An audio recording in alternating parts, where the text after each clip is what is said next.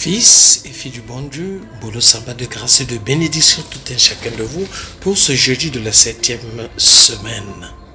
Viens Esprit Saint, Esprit d'unité, fais-nous vivre dans l'union à Dieu et la concorde avec nos frères. Fils et filles du bon Dieu, d'abord la première lecture, Actes des Apôtres, le chapitre 22, verset 30, puis le chapitre 23, verset 6 à 11, Fils et filles du bon Dieu. Le procès juif de Paul. C'est au nom de sa fidélité à l'intégrité de la foi juive que Paul proclame la résurrection du Seigneur. Ce procès qu'il tourne au cours n'est qu'une étape dans le témoignage que l'apôtre doit rendre à la vérité de l'évangile. Paul ne craint rien. Paul avance et il annonce l'évangile. Paul attaque. Moi je suis pharisien, fils de pharisien. C'est pour l'espérance en la résurrection que je passe en jugement. Il sait que c'est un sujet de controverse entre les deux grands courants religieux de l'époque. Le parti des Sadducéens n'y croit pas. Il ne croit pas à la résurrection. Le parti des pharisiens y croit. Cela provoque le charivari dans le grand conseil, du bruit, parce que le grand conseil est en contradiction. Mais c'est ce qu'a voulu le Seigneur lui-même, fils et filles du bon Dieu. Il y eut une dispute entre pharisiens et sadducéens, et alors on laisse Paul de côté. À l'assemblée se divisa et se leva une grande clameur pour Paul. C'était à la fois une habileté et une occasion de plus de prêcher sa foi. Christ est bel et bien ressuscité. C'est Christ qui donne à chacun de nous les forces nécessaires pour continuer l'œuvre de l'évangélisation, fils et filles du bon Dieu. L'année suivante, le Seigneur apparut à Paul et lui dit, eh bien, c'est une visite comme Jeanne d'Arc, comme pour chacun de nous, dans sa prison. Et Paul reçoit la rencontre avec le Seigneur. Le Seigneur lui dit, courage. Oui, fils et filles du bon Dieu. Le Seigneur aujourd'hui te dit également, à toi, à moi, à chacun de nous, courage. Oui, Paul devait avoir lui aussi ses heures de cafard, ses heures de nuit. Jésus éprouve le besoin de venir le reconforter, lui remonter le moral. Courage, lui dit-il. Fils et filles du bon Dieu, tu traverses des situations difficiles dans le quotidien de ta vie en ce jour. Le Seigneur te dit aujourd'hui, courage, parce qu'il est avec toi, il est avec chacun de nous. Oui, le thème de l'affliction est un des thèmes dominants des épîtres de Saint Paul. Ce n'était pas seulement un thème intellectuel théorique, un sujet de sermon, c'était une expérience vécue. Les Actes des Apôtres que nous venons de méditer, de lire dans toute cette semaine, et cette semaine nous donne le climat habituel de la vie de Saint Paul au moment où il écrivait ses grandes épîtres. Son courage, sa foi qui nous paraissent si extraordinaires venait chez lui d'un contact quotidien avec Jésus, fils et filles du bon Dieu. C'est ce contact que nous devons avoir dans le quotidien de notre vie. Un contact direct, être branché au Seigneur, être connecté, fils et filles du bon Dieu.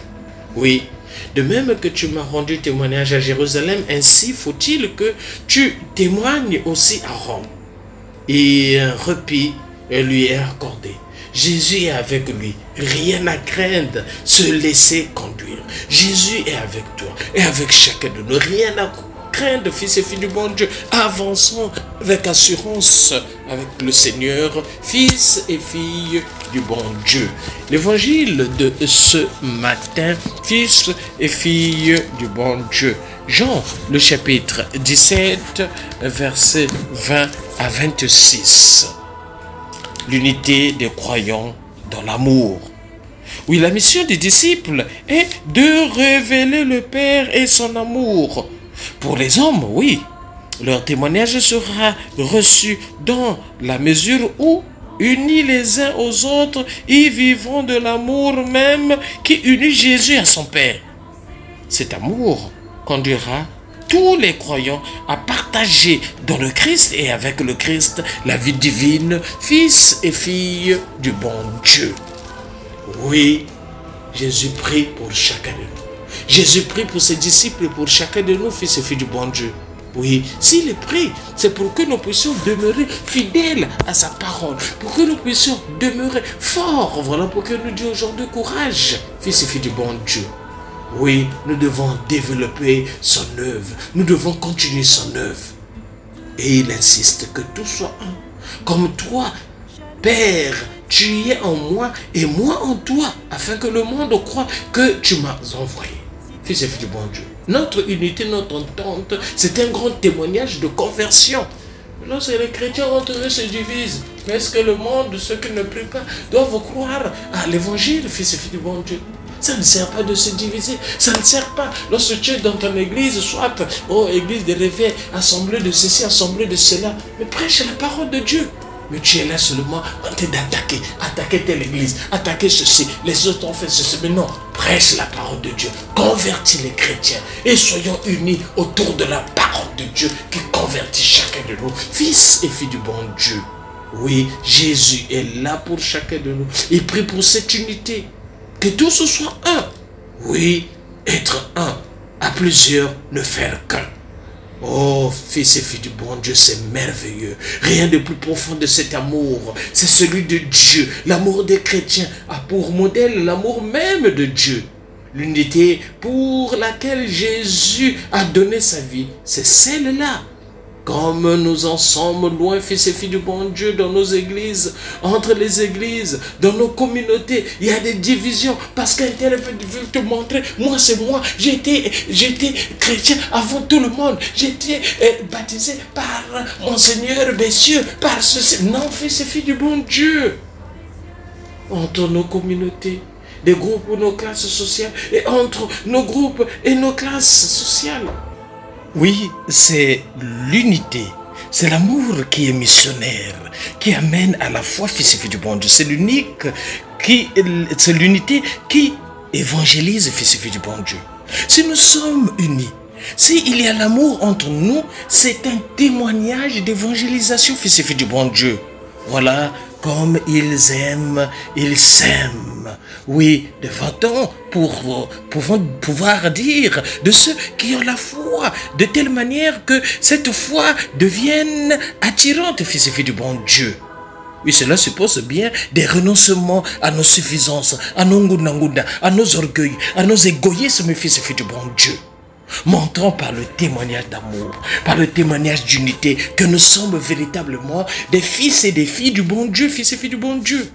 Mais lorsque nous nous entendons parler, oh un tel, il est de telle ethnie, il est de tel village, un tel, il n'est pas de ma région. Non, fils et filles du bon Dieu, tu es chrétien. Parce qu'être chrétien, c'est être sans frontières, fils et filles du bon Dieu. Donc, il faut tuer en nous la suffisance, nos orgueils, nos ngunda. Moi, c'est moi, je veux vous montrer ceci, je veux vous montrer cela. Non, fils et filles du bon Dieu.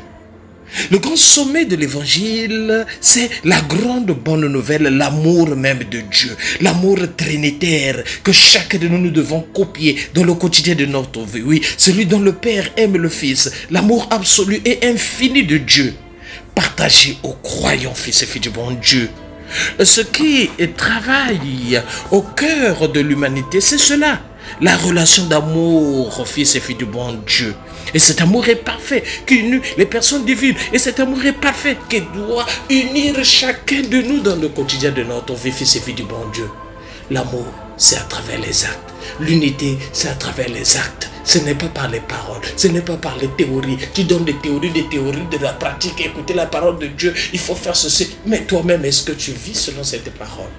C'est une interpellation chacun de nous. Vivons dans cette unité et surtout, aimons-nous, vivons et préparons notre ciel en faisant le bien sur la terre. C'était le Père Paul Diès-Tounou. Depuis la paroisse Saint-Michel de Nkembo, mais c'est Saint-Michel de la Gloire. Là, nous sommes dans l'archidiocèse de Libreville. C'est au Gabon. Sainte journée de grâce et de bénédiction. N'oublions pas. Kipe Yayo et Tokos de Pâques à tout un chacun de vous. Merci, c'est Dieu.